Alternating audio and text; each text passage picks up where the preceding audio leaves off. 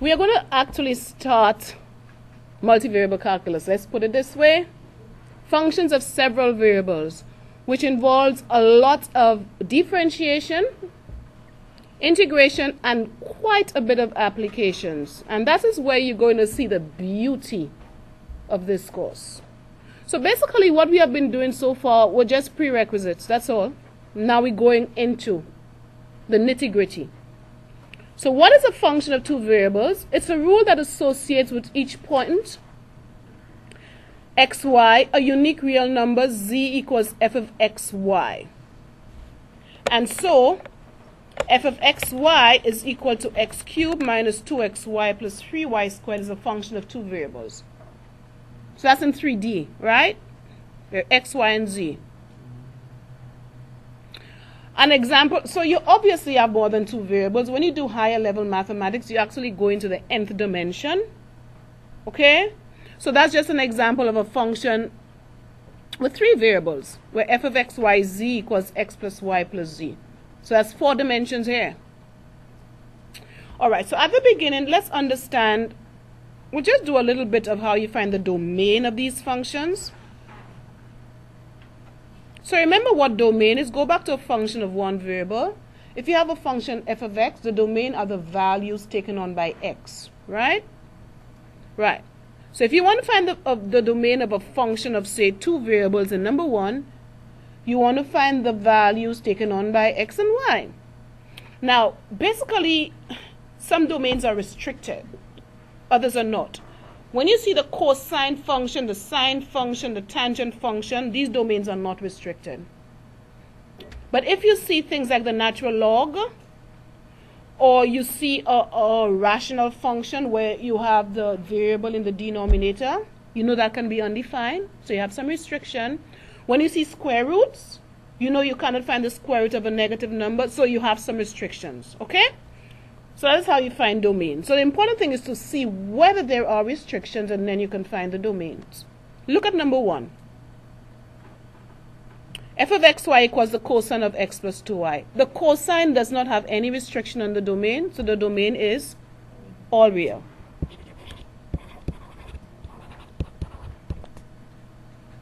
But we don't say, but it's not all real. Well, it's all real, you know, but it's all real for x and y.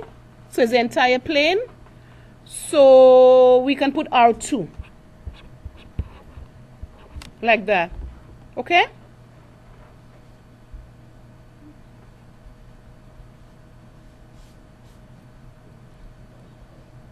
G of xy, look at all of these things. Now you see square root functions there? You know you're going to have restrictions, right?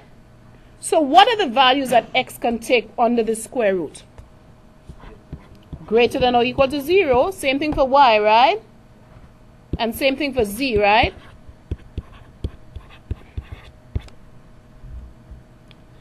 Now what about the natural log function? Do you remember what the graph of the natural log function looks like? Review. It's like that, right? So you know the natural log function only occurs for positive values of x, right? So therefore, the natural log of this says the domain, all of this thing here must be greater than 0. So 4 minus x squared minus y squared minus z squared is greater than 0.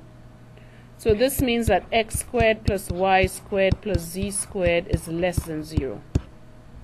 So that's the domain. So the domain is made up of all of that. These three inequalities plus this. Now you might need to describe it. What does that mean? You remember what this is from chapter whatever? What is this formula? If this was equal to 4, what is that? That's a sphere, right? Center 0, 0, radius 2. But it's less than 4, so it's inside the sphere. So let's put the domain equals inside the sphere of radius 2. It's centered at the origin, we agree.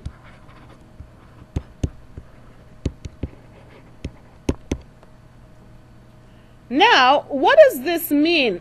Just think of single variable calculus. If you just see x greater than or equal to 0 and y greater than or equal to 0, what does that mean? Where are we on the graph? Forget about the z. We're in the first quadrant, right? When there is an extra z, we're in 3 dimensions, you don't say quadrant, you say octant. So you say in the first octant.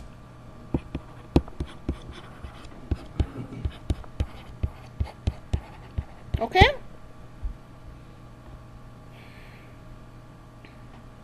Okay, let's do another one. Are there any more? Look at this one. Another square root function. So we're gonna do the same thing, right? So 1 minus x squared is greater than or equal to 0. That means that x squared is less than or equal to 1. And if you solve this inequality, you'll get that x lies between 1 and negative 1. And then do the same thing for the 1 minus y squared greater than or equal to 0. And you get y greater than or equal to negative 1, less than or equal to negative 1. So that's a domain. How can we can picture this domain, right? If we draw it. So x lies between negative 1 and 1. Y lies between negative 1 and 1. We have a square.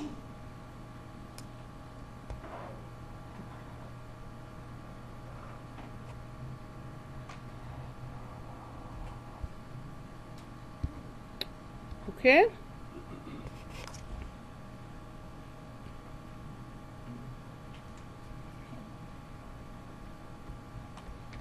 Any questions on domains? So that's just an introduction, okay? Now, graphing of such functions, you are not going to graph these functions by hand. When I did multivariable calculus, I had to graph these functions by hand. You now have these beautiful instruments in your hand. So I'm going to show you how to do that now. Let me get the calculator up. So we have a variety of functions to draw. I put quite a lot of them there for you, but we'll just do a couple or 3 of them in here. So put it on, get a new document like we have done before. You need to insert graphs. No, I need to go into menu, add graphs. And then you need to go into 3D graphing. So go into menu and view and go into 3D graphing. Okay, any questions so far? So now we're in 3D. Alright, what's the first one I have there? I don't have it in front of me, as you can see. What's the first graph? 1 plus y. 1 plus y. What do you think that is going to look like before you graph it? Yeah, it's going to be like a plane, right? So put 1 plus y. Okay, where is TUV? Okay, here we go. This is just so tiny. And then just press enter and you see it. Now you can use your touchpad to rotate this. You see? In whichever way you want. You can change the colors. You can shrink. You can use the division sign to shrink it. You can use a multiplication sign to magnify it if you want. If you want color on it, I think you need to right-click the graph. How do you do that? Control menu. If you press control menu, you can change the color. So there's a lot that you can do with it. What else can you do? If you want to trace the graph, you need to hold shift down and you use your arrow keys to trace. Okay? So that's one. Try the other one then. I want to do one because I want to show you some max and mins. So go back and open a new document. And we're gonna, I don't want to save this. So we're going to do the same thing. Let me just see what you have. Let me see the let's try number 3. 1 plus 2x squared plus 2y squared. How do we get into that mode? Go back to doc. You need to open a new document. Yep. So doc, do you open a new document? Yeah, I'm just in a Did you different- insert graphs? Yep, I'm in a different format though. And there's f of x. Right. So you need to now go back into menu, view, Click on the 3D graphing. You just like. You got it? Now what are we doing? 1 plus 2x squared. Now by the way, when you enter in 2x squared, make sure you put a multiplication between the 2 and the x squared. So 2 times x squared. Oh, I did the y squared. Okay. Plus 2 times x squared. And graph. Now you see this particular graph has a minimum. Alright? Let me see if I can just do one more with a saddle point. Let me see. Let's try number 4. I think that has I hope that has a saddle point. 9 minus x squared minus 9y squared. And that's the last one we'll try. Open a new document. I don't want to save that. Add graphs. Menu. 3D. Okay, could you call it out for me, please? What's it? Number 4 is 9 minus x squared 9 minus x squared minus 9y squared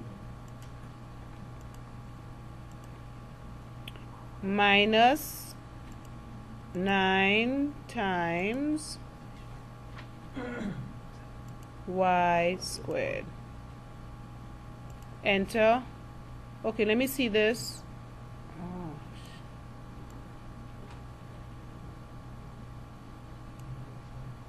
No, this doesn't show much. or something like that. The red one. No. Let me see that. Let me see. I really want you to see one of the saddle point.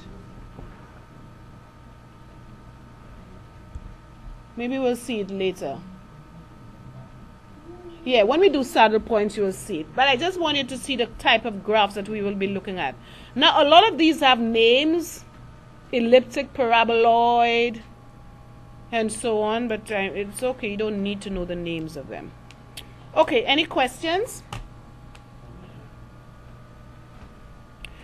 Now, one way of drawing a 3D diagram is to collapse it into two-dimensional by the form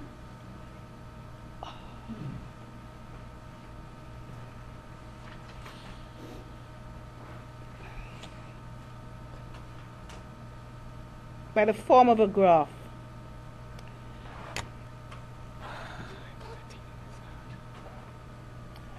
Okay. So for example, by the form, when you collapse a 3D plot into a two-dimensional plot, you have something called a level curve or contour diagrams. You see maps? That's what these are. That's collapsing a geographical region into a 2D plot. And these are called contour diagrams. So that is an example here. Now let's see what's going to happen.